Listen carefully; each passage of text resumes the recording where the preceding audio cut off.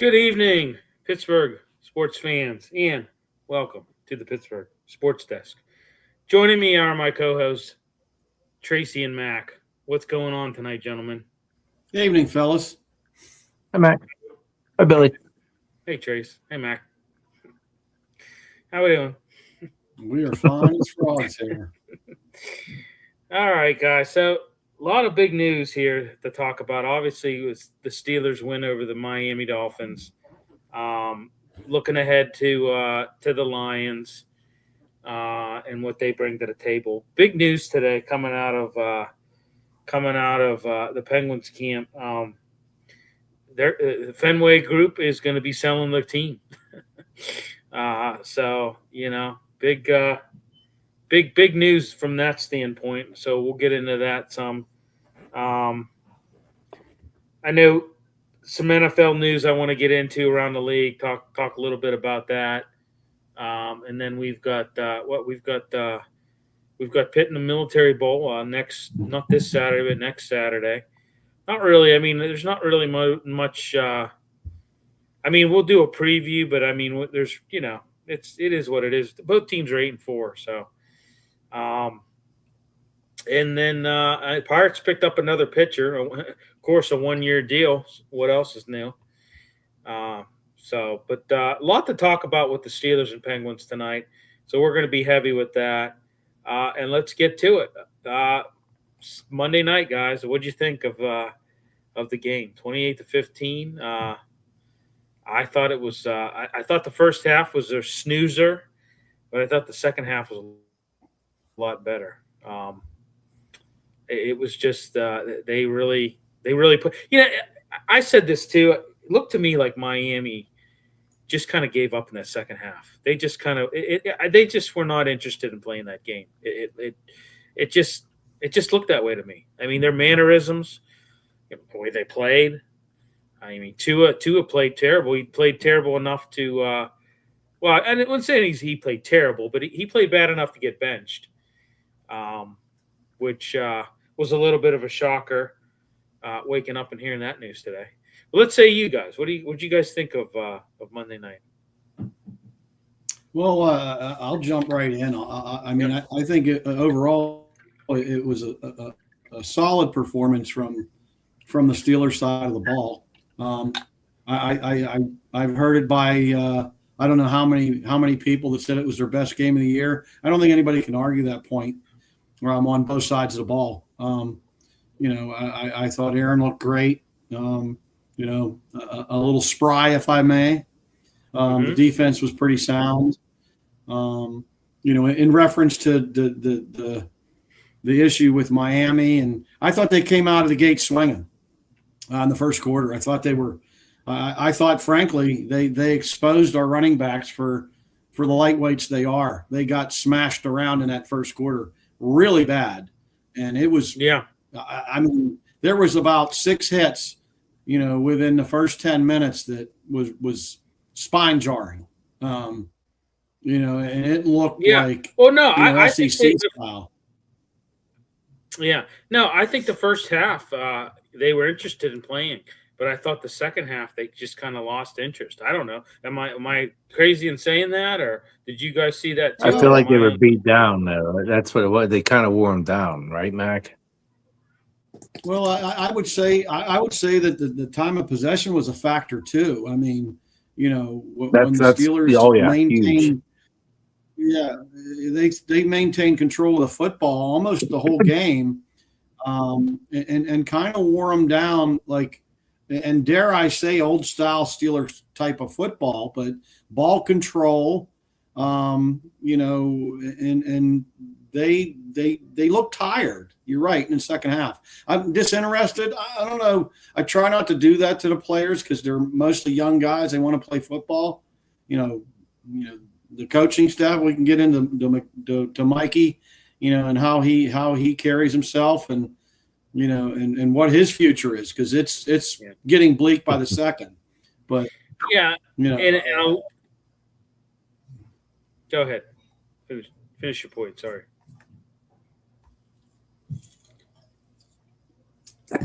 No, go ahead. Why you calling me Goathead? Well, hey, I thought Matt Cook, right, the left tackle that played, I thought he was a game changer. I Dylan Cook. really like that guy.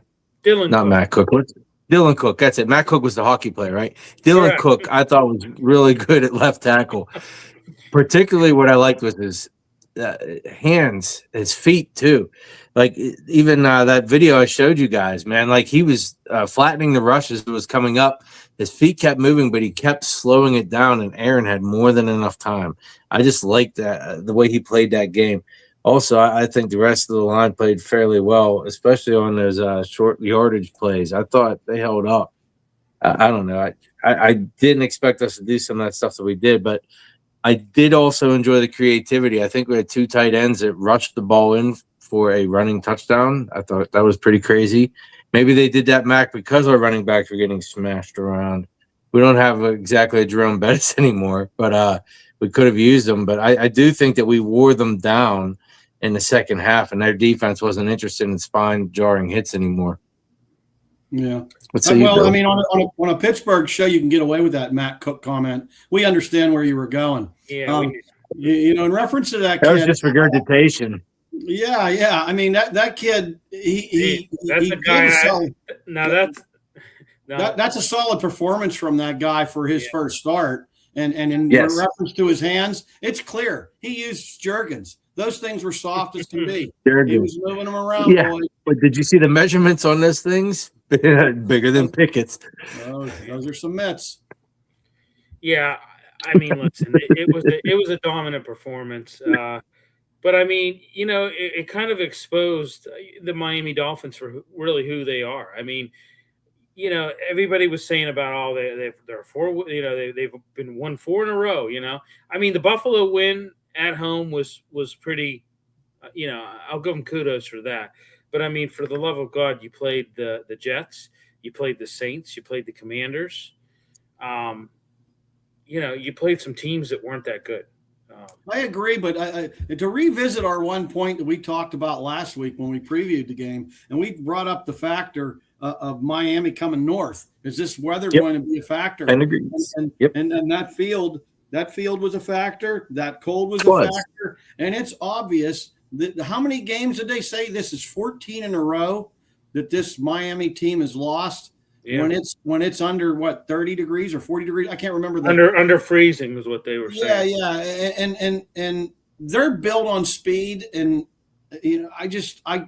that's just a staggering number of football games to lose in the cold. I don't care, 14 in a row is 14 in a row, right? I don't know how that is even a thing. It's amazing. Yeah.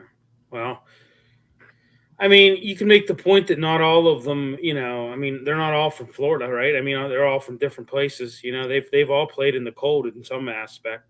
I mean, I think it's a thing. I mean, some people say it's not a thing. It has to be. It's 14 in a row. Well, yeah. I think it's a thing, but some people say, oh, well, they can go into that. A lot of the practice facilities that these teams have, they have those clamshells where they can go in there and they can, they can make it 32 degrees in there, but you can't simulate.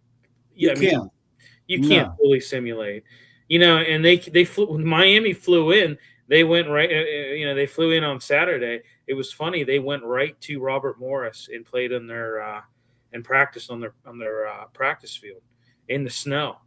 So they were trying to get acclimated, but apparently it wasn't enough because, like I said, they just seemed like, I don't know. They seemed very first half. I agree. They had a little bit of a pep in their step. Yeah. But that second half, it just kind of looked sluggish. Is the best. And so if we could touch on this a little bit because I'll give the coaching staff for Miami credit because I always take a look at the way the team comes out swinging and says, did that coach talk to him? Did that coach get them ready? And boy, they sure looked like they were. I mean, they came out. They looked like they wanted to play. Yeah. I mean, I don't know what you could hear the pads popping. Yeah.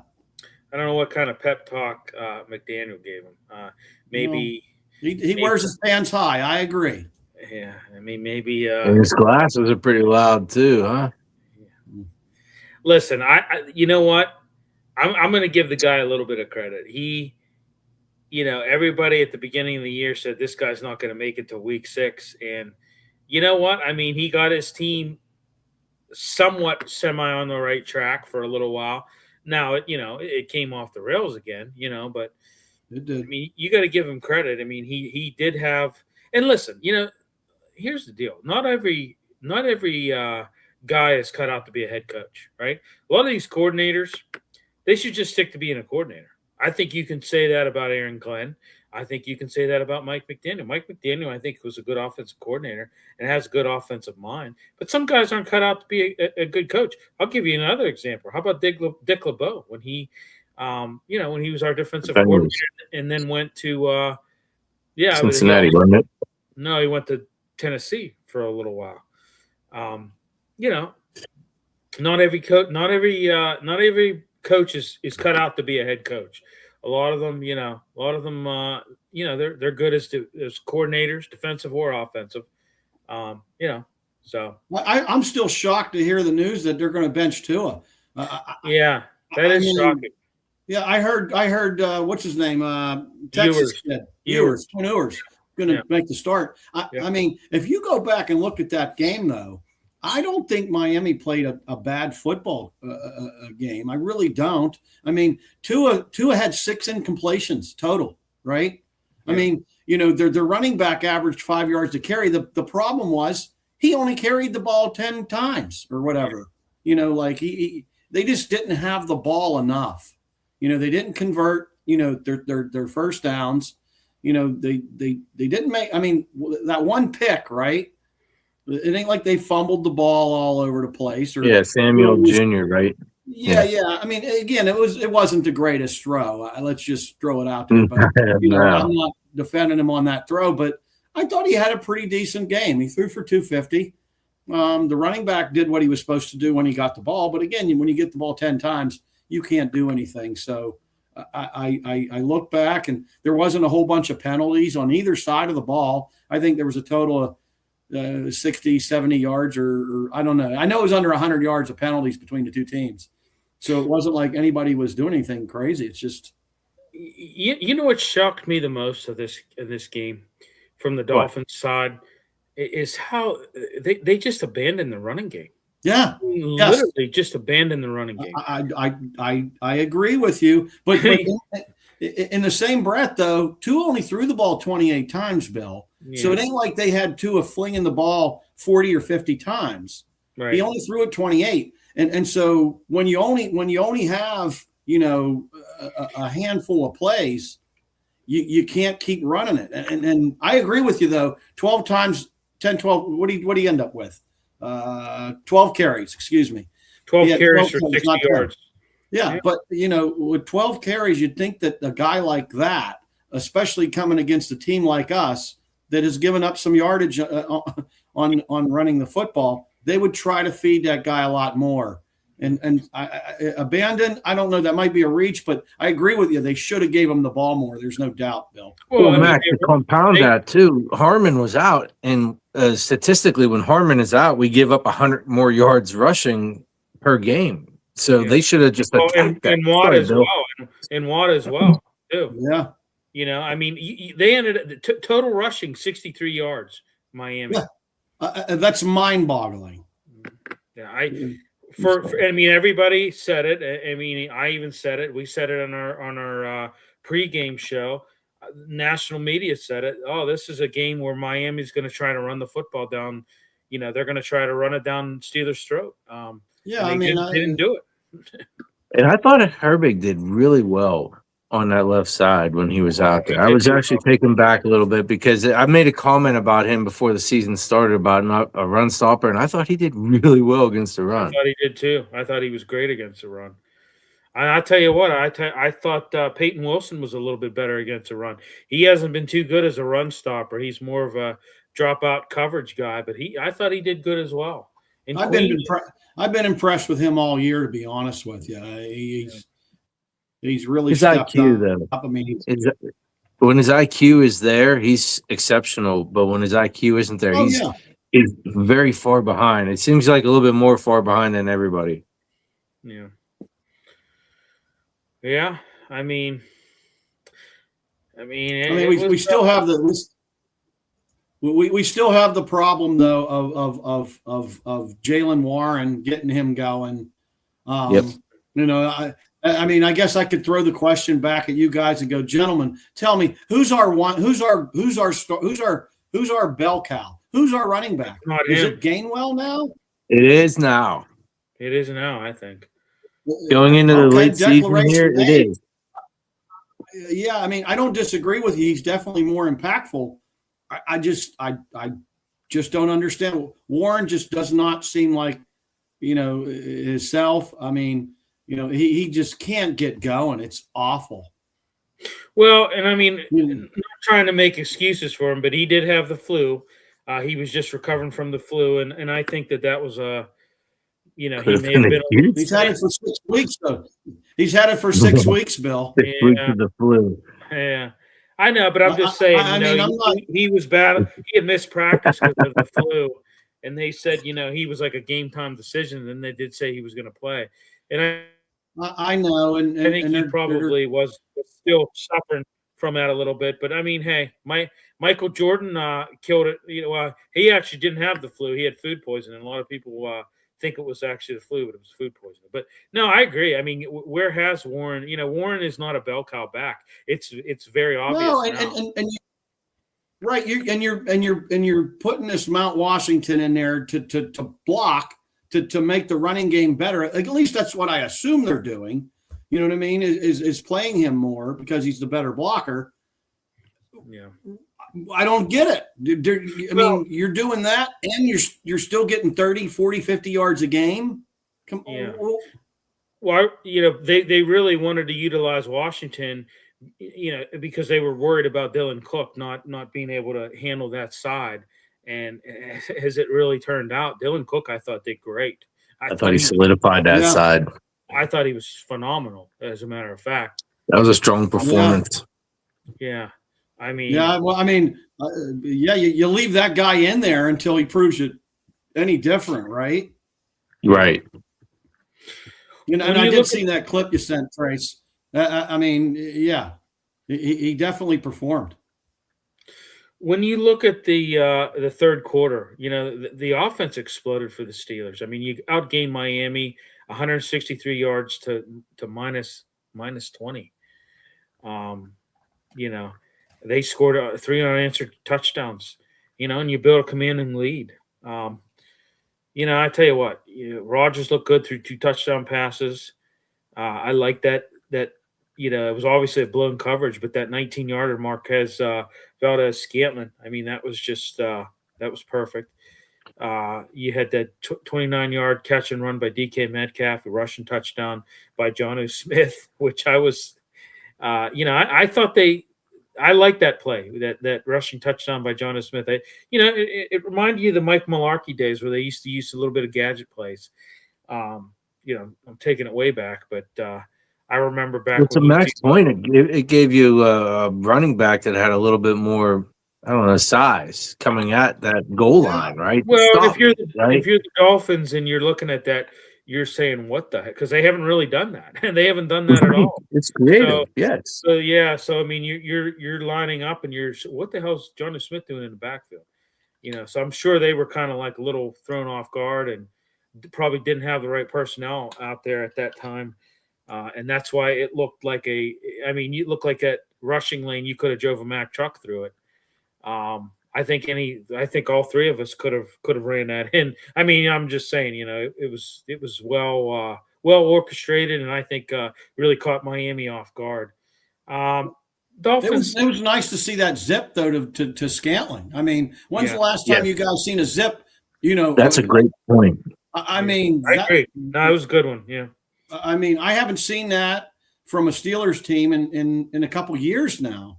Yeah. Well, one of the main things I did see just watching the film again is professional receivers running professional routes, even if they aren't as fast can be. And those professional routes had the defensive backs reacting as they should, and I think it's why we had more guys open. I think that there was just guys were doing what they were supposed to. I actually think we've had a lot of receivers making mistakes this year. Yeah. I mean, I think you hit a good point with Scantling and I mean, decrepit as they are with And Scantling, Thielen, yeah. Yeah. Yep. I mean, I don't disagree with you. Those guys, they're veterans. They've been around forever, so they're going to run routes way better than your other guys are. That's just than your Calvin Austins and Wilson specifically. Yeah. Well, yeah, Wilson doesn't even see the field anymore. That's why I didn't see him on the field at all. I mean, he didn't dress. What was the deal with that? Anybody? Well, because he's not been running the right routes. I think he's a healthy scratch. Yeah, I just think they don't have any faith in him at this point in time.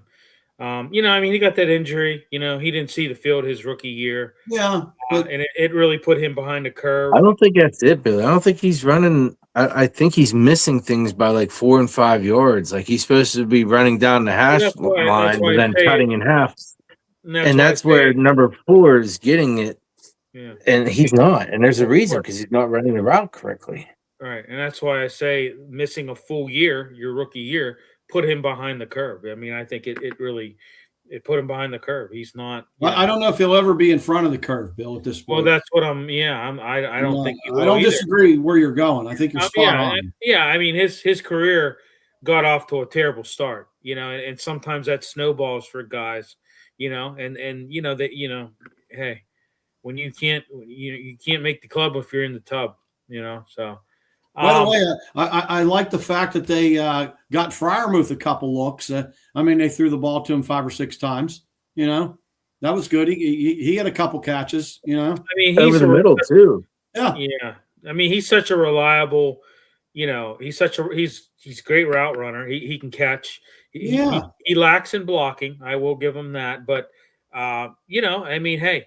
Yeah, I mean, God forbid if we went from averaging 2.8 yards to 2.6 yards a carry by putting Freiermuth in instead of Washington. I mean, I know that would set us back a long way, but no, and I get it. I really agree with that. I don't understand why they haven't utilized Pat more. I mean, guy's been in the organization for a long time. He knows the offense. He's very reliable, very low. Yeah.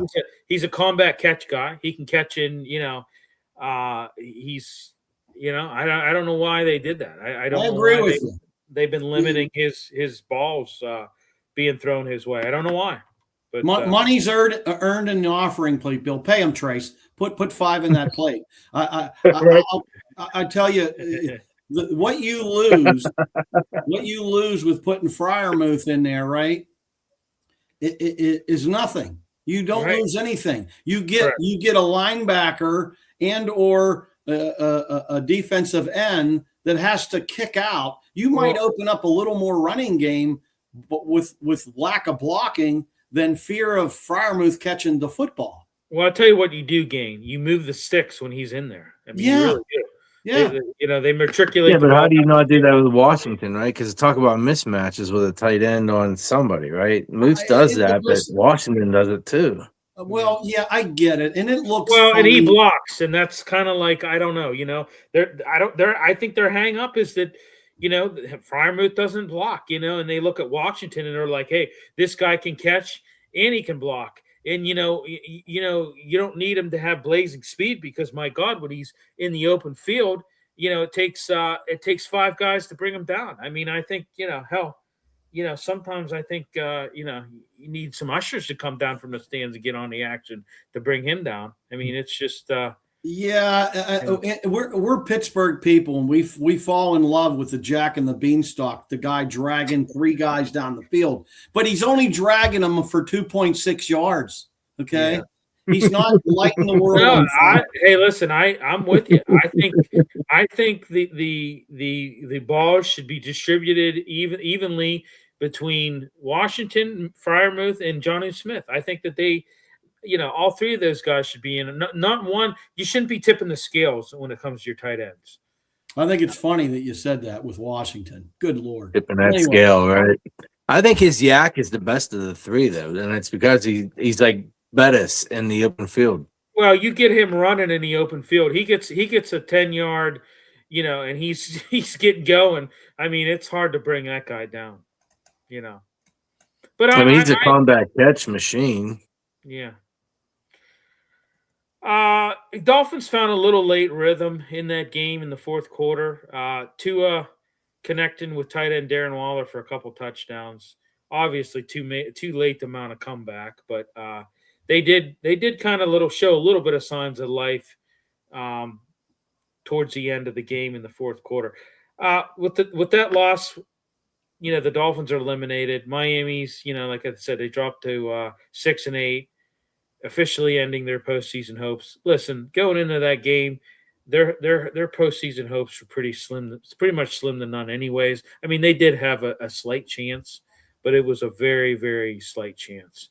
Hey, Steelers are in control. You improved to 8-6. You retain the hold on first place in the AFC North. And hey, you know what? You live to fight another day. I'd like to throw out. I'd like to throw out, we always attack teams when they go into that prevent style defense and they let teams run around and score. And you're right, they did score at the end there and made it look a little closer than the game actually was. But that's all by design. So hats off to the Steelers. They milked that win out. They let them waste all that time. I'm not going to knock them for that late touchdown. That's by design. Bravo. You know what I mean? What do you guys think about? Renegade was cheered again.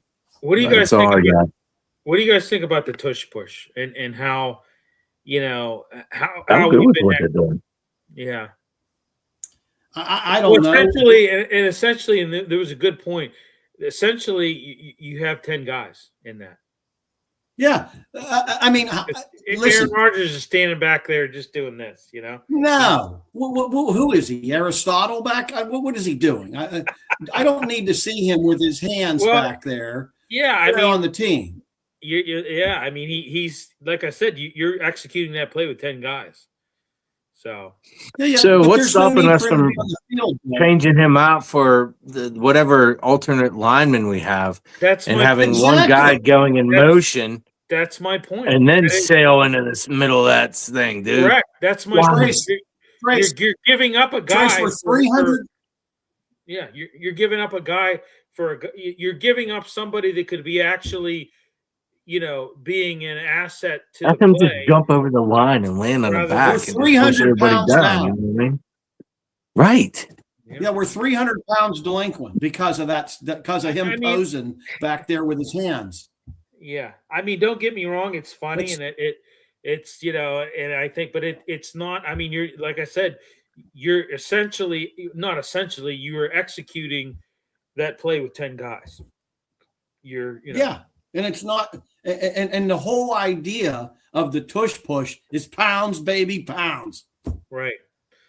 Well, yeah, it's a rugby play, and that's why I like it. I think it's great. I think I want it in the game. Well, if you're going to scrum, right? To your point, it's a rugby play. It's a scrum. So let's scrum. Get out of the way, Aaron. Right. Yeah. No. Hey, let's put somebody in there and get in. And be more. I mean, it could be more effective if you had 11 guys. Well, I mean, if you plan on running it, this isn't a surprise play. When you run this play, no one on earth is surprised. So there's no need to have Aaron in there as a disguise. Yeah, he's not a decoy. Decoy. You have Connor Hayward lined up in the backfield. They know it's going to be. They know it's a tush push. Unless they turn around and pitch it to him and then he throws it. Yeah, you're running tush. Forget Aaron. Leave him on the sideline. That's what I think too. That's my vote. What's the sense in having him in the backfield to point first down? I mean, it just looks cool. Me personally, I want to have all my guys in there, doing what they got to do to get the first down or the touchdown or whatever they need to do. In that case, it was a touchdown. But I like sending a ginormous dude in motion and putting two more cars in front of him and going and handing off. I love that. Or even having that guy turn around and follow that whole thing. You know, let's get the train rolling into that one area and see what we can do. All right. How about bringing 3 running backs in and bringing Caleb Johnson in or something, you know, and letting another running back in the backfield, you know, play him different as a mentality. Or something. Different mentality. Those running backs, they're not sacrificial like some of these fullbacks and these linemen are, man. You need guys who are willing to just throw their bodies through another man. And the running backs, they try to avoid them. Well, at this point, he's getting 2 carries a game. He better be willing to sacrifice something. Yeah. How about putting a special teams guy back there? Like, how about putting Jack Sawyer back there? You know. Yep. So I don't know. That's just me. I'm just saying, why is he back there doing? You know. No, there's no reason whatsoever. Yeah. I like the brainstorm, man. That was a pretty good brainstorm. Love it. Let's move on to Detroit. Do we have to? Well, yeah. You know, I'll tell you what, guys. You know, from here on out, every game's pivotal. And every game is, you know, you've got to win every game. You've got to keep pace with. Well, you're right now in front of them, but you got to continue to create a little space between. You don't want them coming anywhere near us, right? Correct. 8-6 Steelers versus 8-6 Detroit Lions. I'm going to say this: if you're looking at who needs this win more, it's no question the Detroit Lions need it more. I mean, they're sitting at 3rd in their division. I mean, who would have thought that? I mean, they're at 8-6. You've got the Packers at 9-4, and the Bears are at what? I don't even know what the Bears record's what? 11 and I don't even know what it is, but they're sitting at number 1. 11-3, right? Yeah, 11-3. So, you know, I mean, they need this win to keep their playoff hopes alive. I mean, Detroit Lions, you might as well say their back is against the wall right now. I mean, their back is against the wall in terms of a postseason right now. So, I mean, not to say that the Steelers don't need it more, you know, I mean, they need it as well. But I mean, I would say that Detroit, this is like a must win, or we may not have a tomorrow for the Detroit Lions.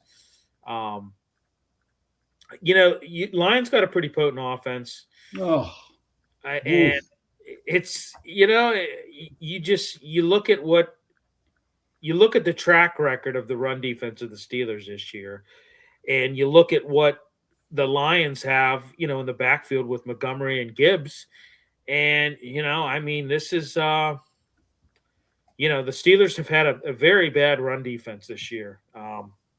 You know, and this is, I'm hoping that, you know, I thought Miami was going to run all over them. It didn't happen. But I think that this could be a makings of a Lions team that just runs all over them, guys. I think Harmon comes back and slows that down, but it might not be, you know, a trickle. It might still be all right, but it's not going to be all over us. Well, I'm concerned. I'll be honest with you. They're guys. Yes. I mean, Gibbs is so fast. I've never seen a guy like, you know, with a stop and go like this kid has. And that backup, like you said, Bill, Montgomery, he's averaging almost 5 yards a carry himself. Yeah. But I think he has more yardage than both of our running backs, you know, Gainwell and Jaylen Warren. So their second guy is our one guy. So these guys can run all over the place. And by the way, very quietly, okay, Mr. Goff, okay, it's got 30 touchdowns. He's flinging the ball all over the place. He's going to have 4,500 yards when we're all said and done, maybe 5,000. Who knows?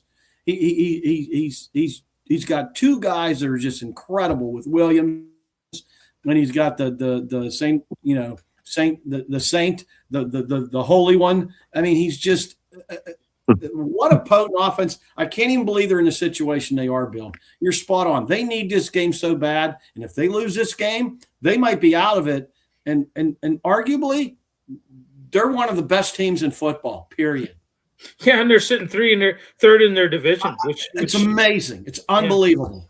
I mean, like What's I said, the pass rusher's name is what? Hutchinson, is it? Yeah. yeah, Aiden Hutchinson. I want to see Fatanu and Cook up against this guy. That would be our actual data set. If they can hold this guy down a little bit here, then we got something. And I'm going to say this too. Another weakness of the Lions, or a weakness of the Lions, and not another. They have a shaky pass defense. When you over the past 3 games, they've allowed over 32 points per game, and they've allowed a lot of yardage in the air. I think, I don't know, guys. I mean, what we saw against the Ravens, what we saw against Miami, I think that we've improved in our passing game a little bit. So maybe this is something you could challenge. This could be a challenge to Detroit's shaky pass defense. So. Yeah. At that point, what do we think the scores are then?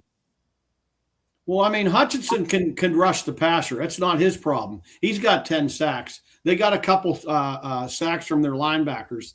But you're right. They lack that front four, attack, if you will. They don't have anybody that are in the that are in the front that put. And pressure. I think we scheme Hutchinson out, Mac. I do. I think he's schemed out already with the tight end on that side. Yeah, no matter what side he's on, it's a side of tight end there. Yeah, again, that's a weak point. I hate to be Captain Obvious here, but you really got to pressure Jared Goff. You do. But that's tough though, because you got that speedster. That Williams character.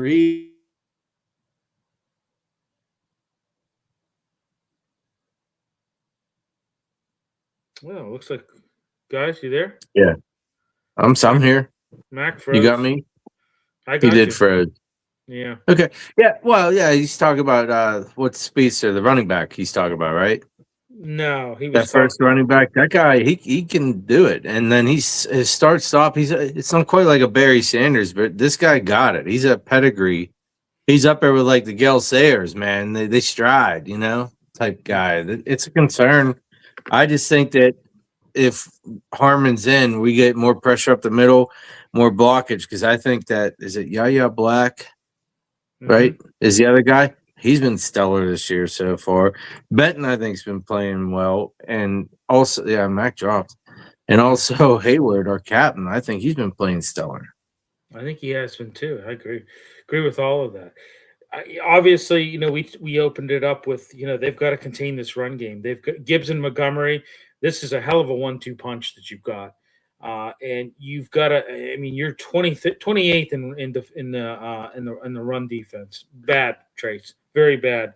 And you've got to contain these guys. You've got to contain you guys. You got to shut them down early, and you got to force Goff into passing situations. And you got to force him into long third downs. And and winning the turnover battle is another thing too. Winning the turnover battle. There, he's back. There, you're back there, buddy. You froze. Yeah, sorry, bud. Yeah, things happen. Yeah, things do happen.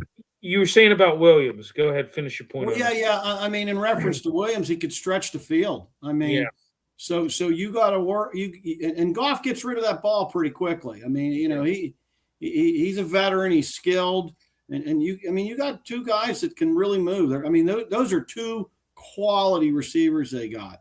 In my opinion, that Williams kid's a one guy coming. And he's a one guy. I mean, I know he's a two guy now, but look out. That kid can score, and he's really fast. Yeah. And we talked while you dropped off, you got to shut the run game down. This is a hell of a 1-2 punch for Gibbs and Montgomery. You've got to force Goff into passing situations and long third downs. You just have to. And and also you got to win the turnover battle. It's going to be crucial. You got to be able to give your offense short fields and stop Detroit's momentum. So when you look at the Steelers, guys, offensive keys, I'm looking at, you've got to protect Aaron Rodgers, right? Hutchinson's. I agree with you, Trace. I think they can scheme him out a little bit. They've done it before. You just got to anchor that O line and and have good hand usage, right, Trace? You're a former offensive lineman. You got to have good hand usage and good pass. You got to have that good punch that flattens that rush out. And what I liked about Cook is his feet kept moving, that kept him in position to resist those guys. I liked it a lot. That, and I think he had a good base. You didn't see him getting thrown off balance at all, really. It's because his feet kept going. He's one of those guys that it's a high motor in him. Yeah. Yeah, no, he looked great. I was very impressed with Dylan Cook. I think, guys, I think maybe this might be a game where you kind of, what do you think? Try to go over the top, dink and dunk. I think this. We didn't touch on the T.J. Watt thing though, Bill. I mean, we're going to touch on that after. Okay, sorry. Yeah, that's all right.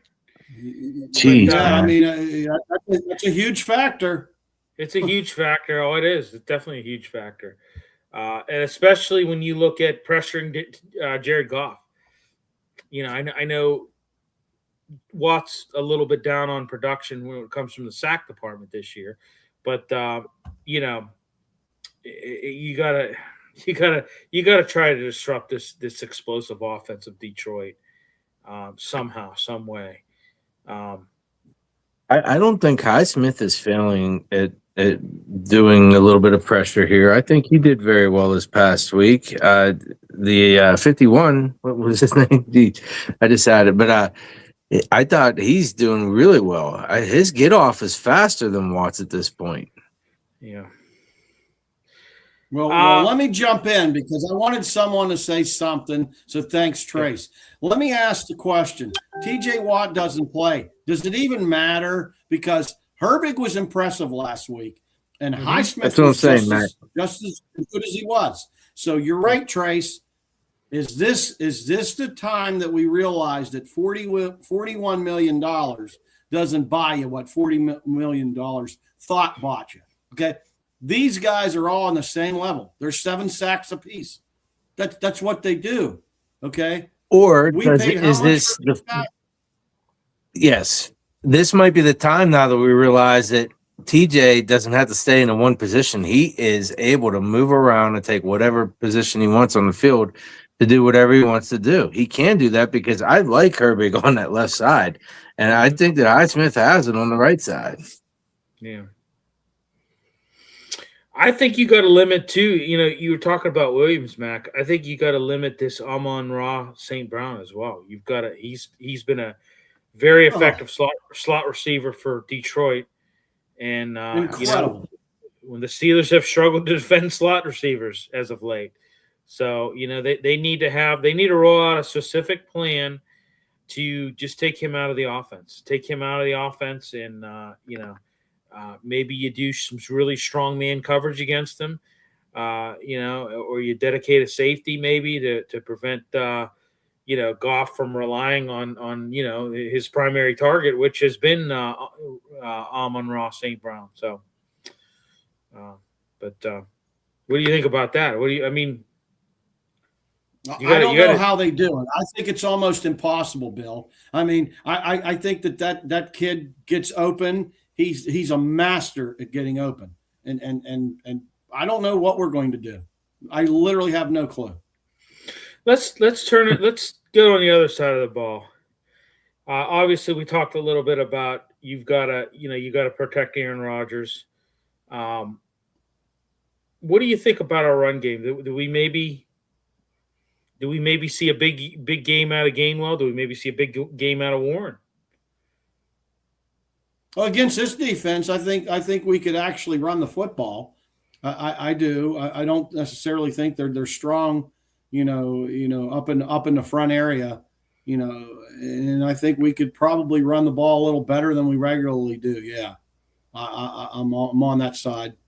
I don't think it's going to be really impressive because the game isn't that great, but they can make some headway, I think. I agree. But I do think Gainwell will get at least a look to get it going in the early end of that game, like just to get it from the start. Maybe some momentum going downhill. He's going to have the look. You think he's going to get the bulk of the carries? Yes. Okay. Well, That's a guess, but yes. It is a guess, but it's not a bad one, Trace, because, again, there's a lot of people that are saying that Gainwell's the guy, which is why I threw that question out to you guys. And I think he is too. Is he the guy? So, you know what I mean? Like, I don't like what I'm seeing out of Warren. He's getting under 3 yards a carry, you know, in multiple games. He's every time I look up after the game's over, he has 39 yards. Well, total rushing against the Ravens was 34 yards. That's uncalled for. I know. That's just uncalled for. You did better against Miami. You got to do really good against the Lions. Because it's going to be a hard game. This is going to be a hard game. Like I said, the Lions, they've got their back against the wall, and they know, hey, we lose this game, we've got no tomorrow. So, you know, when you face a team like that, that's called desperation, and that can be very dangerous.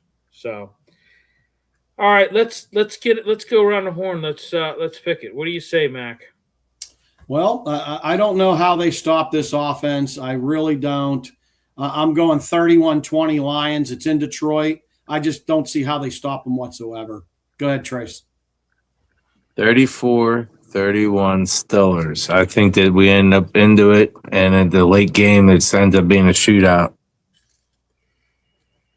I think you might be right. I think it's going to be a high-scoring game. I'm going to go 28.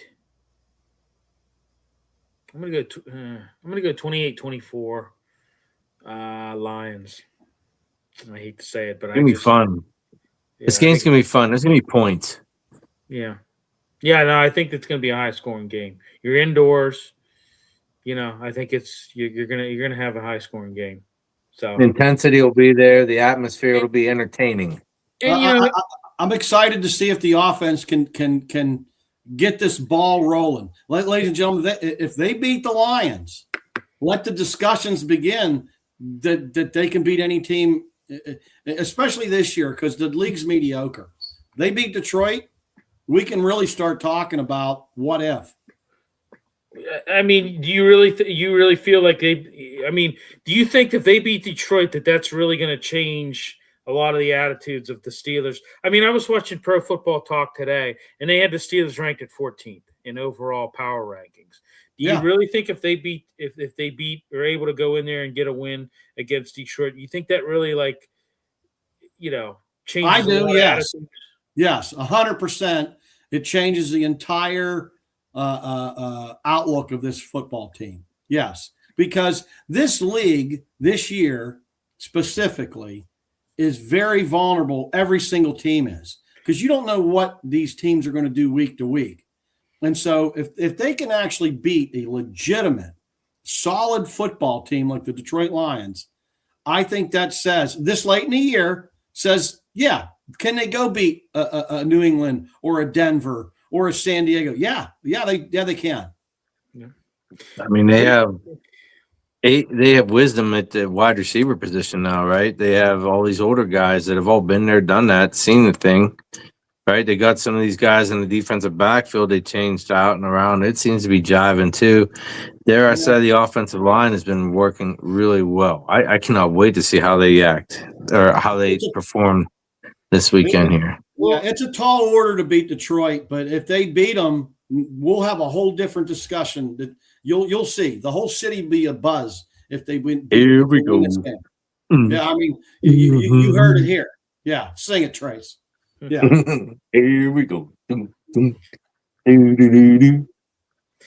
here's something else I want to bring up. Is that the dog? Yeah. Here's something else. Here's something else I want to bring up that maybe we overlooked is Aaron Rodgers' dominant record against Detroit. He's 18-8 in regular season. He knows his team. That's a fun number. I mean, he knows his team. He's had a dominant record. You know, in his time at Green Bay, he saw them twice a year. and sometimes in the playoffs. 18-8 regular season record. Well, with someone like an Aaron Rodgers, Bill, I don't put a whole lot of stock on that number because he has that numbers against almost everybody. This guy's a Hall of Fame quarterback. I'm not dismissing the stat you're throwing out, but this guy's legitimate. I mean, and he's starting to look like he in the last 2 weeks, like, hey. I guess my point is this guy spent so many years in the NFC North, and absolutely, he saw this team a lot, and same with the Bears. I mean, if he would have played with against the Bears, I think it would have been a different outcome. Yeah, but there's a comfort level there. Yeah, that's neither here nor there. But that's neither here nor there. But you're right, Bill. Like I said, 18-8 regular season. I mean, he knows this team. He's faced this team. He's faced Dan Campbell. He knows what's he knows what this team's all about. He's been very dominant against them. 18-8 is pretty damn dominant last time I checked. So, but just throwing it out there. Yeah. I mean, it's all knowledge. He's very comfortable in that old division. So he knows them all well. Right. I mean, I'm sure in that film room he can say, "Hey guys, watch for this. Hey guys, in this thing, they're gonna do this. Here's what their tendencies are on this, type of situation." So, all right, let's get into this. We've been talking a lot about a lot of different stuff here we need to talk about TJ Watt recovering from a surgery or a partially collapsed lung sustained during a dry needling session. I just when I heard this, I was just like, what? What? He went into. I thought he got hurt in practice, is what I thought, and then they're like, no, he was going in for treatment and got injured. I'm like, how do you get injured in treatment? I think actually at the time I was going to physical therapy for my hip when I had heard it, and I was like, geez, that makes me feel better. Turned the car around, didn't you? Yeah. But, down a little bit. I don't know anything about this dry needling. I'm going to be honest with you. I mean, I know what acupuncture is, and I know I've had acupuncture done. I don't know what dry needling is. I'm not an expert on this. This is really truthfully the first that I've heard about it. I guess it's to alleviate muscle pain and tightness, but I just kind of, in this when we had our pregame show on Monday night, we had John Fedko on, and he was talking about this, and he said, I think this falls a lot on somewhat on him. He took when you do this procedure, obviously you're taking a risk in doing this, and he's like, what is he doing? Like, why take that risk? And the more and more I thought about it, I kind of tend to agree with him in a little bit because, you I mean, granted, it's probably not really common that you have an accident like this, I guess, if you want to call it an accident. But the bottom line is this dry needling has, it has certain hazards to doing it. This is very weird. Guys, I don't know if we see him the rest of the year. I mean, he's out indefinite is what they're saying. I know a similar situation. I keep hearing he may start this game. Well, I heard that. I thought I heard that as well, but then they're saying that that's probably not going to happen. But by the way, do we even know who gave him this needle? I'm sure they do. No. No. That's what I'm saying, Trace. Is this guy part of the Pittsburgh Steelers staff, or does this guy live beside him? You know what I mean? John Fedko brought that up. He's like, is this an independent guy or was this part of the team? We don't know. We can't speculate because we don't know yet who actually. But this is This is already long gone now, Bill. We should know this by now. The guy that gave him the shot, was it a guy that lives in a van down by the river? I mean, who is this? Who is this guy? I don't know. I mean, I have no idea. I have no idea. It's very weird. I don't know. Maybe it is somebody within the organization. That's why they're keeping it hush hush. I don't know. I have no idea. It's just. I'm sure the Loyals will find out. They'll let us know. Right, and it's funny you said that because Madden brought that up and said he would bet that anything that T.J. Watt's going to sue the Steelers. What if it's his guy? Does the Steelers have a legal beef against him for?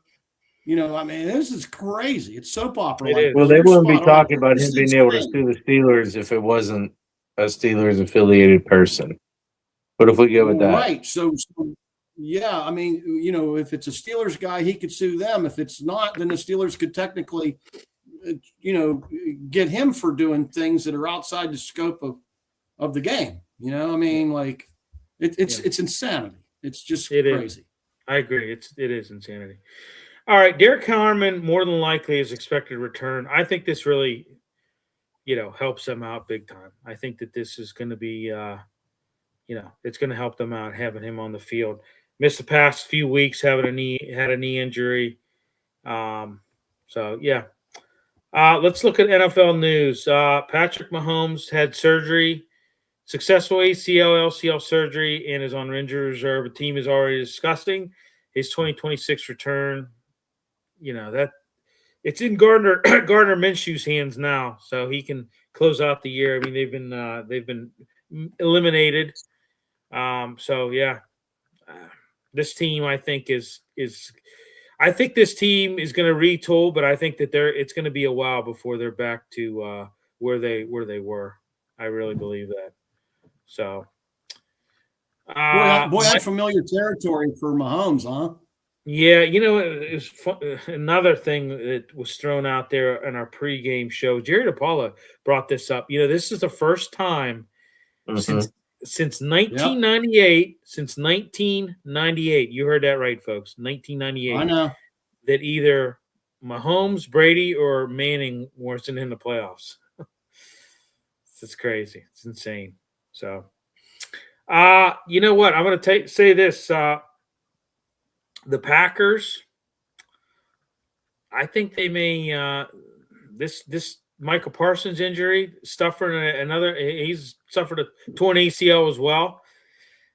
I think this could really be a detriment to the Green Bay Packers. You ain't good. You lost right. Yeah. Yeah. That might be the end of that guy's career, the way those defensive ends, the way they play. I'm just saying, I'm not jumping the gun on this, but the way those guys play nowadays with the leverages, those guys never will be the same. He will never be the dominant guy that he is. No way. And I said it. I said, hey, he has an injury history, and I said, it's a gamble. I said, man, wouldn't it be, terrible for Packers fans if he went there, played a few games and got injured, and here we are.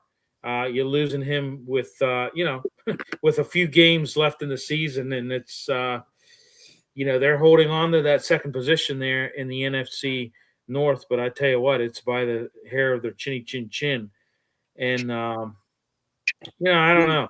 Yeah, to come back on our opponent we have this week, Bill. Detroit's better than both of them. They're better than the Packers, and they're better than the Bears, and they might miss the playoffs if we beat them. Right. Well, and I said this too. I was looking at the Ravens' schedule remaining, and I'm like, wow, they've got a little bit harder schedule than we got. They've got. They got to go through. They got a tough schedule, Bill. Yeah, I mean, they're hosting the Patriots, which the Patriots are pissed off from that Buffalo loss. Well, they should be. And then you got to go up to Lambeau, but maybe this game up in Lambeau is a little bit easier for them now that you have Michael Parsons out. I don't know. I mean, Well, see. it's definitely easier, but the Ravens are still the Ravens. They stink. Right. Yeah. We talked about Tua getting benched for Quinn Ewers. Mike McDaniel basically said at this point everything's on the table. Well, I mean, you're out of the playoffs, so I mean, you might as well get a look at what this kid has and see. You might as well. What do you think of Philip Rivers? What did you think of Philip Rivers' return? Well, yeah. I watched it. It was entertaining. It was almost WWE like. Every heartbeat, every breath he took, you were watching it. Again, the numbers aren't staggering, but somehow at the end of that game, after a silly call, they somehow lucked out with that kid kicking that long field goal to take the lead, and then they ended up blowing the game anyway. But I don't know why you don't let Philip Rivers throw a ball in the flat or something. You brought this 44-year-old guy out there to in a time like that. You don't do that. You let him throw for the first down, cinch that game up, and we're not even talking about a loss. But overall, I mean, he was on the couch on Wednesday. Right. Bravo, Philip. Yeah. Yeah, no, I mean, hey, he almost won them the game. He threw a touchdown pass. I mean, they were, they had a late score to go up, and unfortunately, Seahawks marched the ball down the field, and they were able to win the game with a field goal. So, for the record, I did understand that Philip Rivers is a coach, and he's been throwing a football every day with the kids as a coach and a mentor. For the record, I don't think he's been just per se sitting on the couch. Well, no, they said that they run the same offense that Shane Steichen runs on his high school team. And they said him and Shane run it, he doesn't. Yeah, him and By Shane. the way, he doesn't run at all, right, Mac?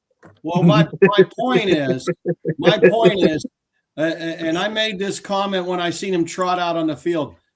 Is that a puffy jacket he has on, or is that just some meat and potatoes grind? And maybe he's just happy to see you, brother. Yeah, this is true. Yeah, but I mean, he's got his winter coat on already, Mac. Him and Shane Steichen reportedly talk on a weekly basis about offense, and so I don't know. Maybe this was kind of like he's obviously comfortable. Him and Steichen, were together when he played for the Chargers in his final years of the Chargers. So he knows this type of offense. And I don't know. I think there was a comfort level there. And there was. So I was rooting for him. I really was. And they almost beat, some people would argue, the best team in football. Yeah. All right. We're like so far behind. We're You did it. I tried to do scores earlier than you did. You're the one who did it. I'm blaming you. Let's real quick to close it out. Let's talk this Penguins sale the Pittsburgh Penguins to the Hoffman family. A new era. Listen, guys, I'm going to tell you something. I said it, from the day that they announced that FSG was buying this franchise, I said it's a bad move. And everybody lambasted me. Everybody said, "Oh, you don't know what the hell you're talking about. This is a winning team. They're Liverpool, Boston Red Sox. They got a Formula One team." Well, yeah, but when they bought the Penguins, they didn't even have the Penguins on their website for a year and a half after they purchased it. So like this team, I said it. It's historic. Anytime you have a group, an invested group that has multiple franchises, one of them is going to get neglected. And I said it. I thought that this Fenway Sports Group, I thought that they were, there was a lot of problems and issues over payroll. You you missed the playoffs multiple years. I don't know.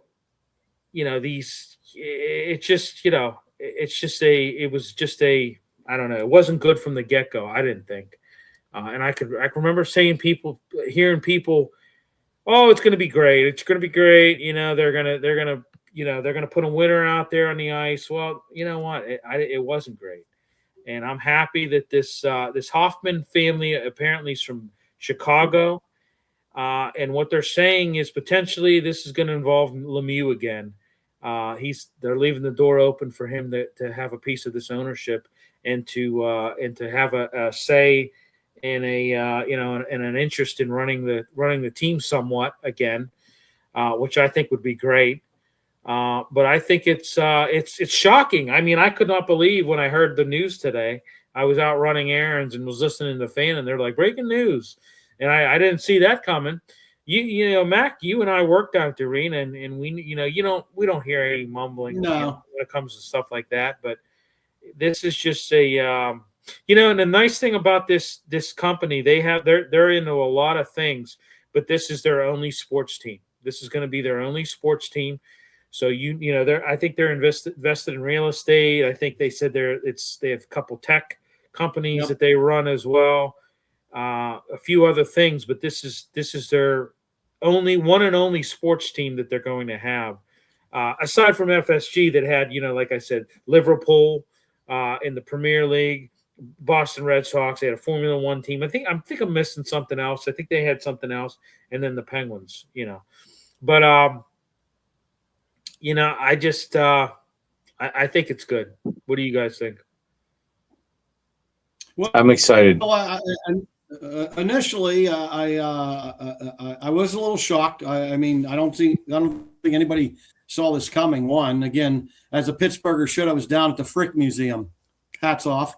But when I heard the news, so I said to myself, we went from a Boston-based company, okay, to a Chicago-based company. Does that excite me? No, it does not. Now, change of ownership.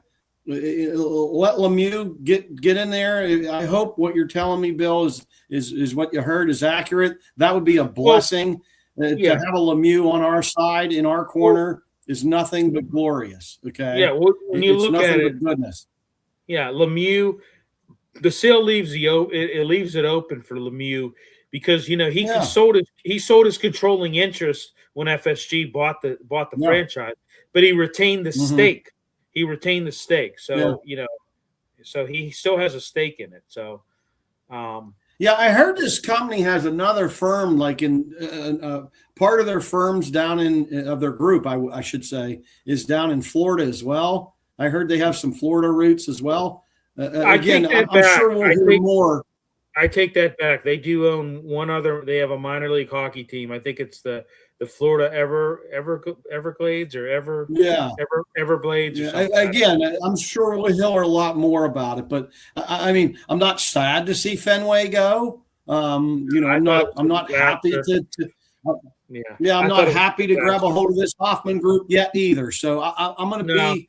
I'm going to wait and listen to the waves come in and gather it. I don't think it can be a bad thing, considering we were owned by a Boston sports company, a sports group. I'm optimistic. So I'm excited and optimistic.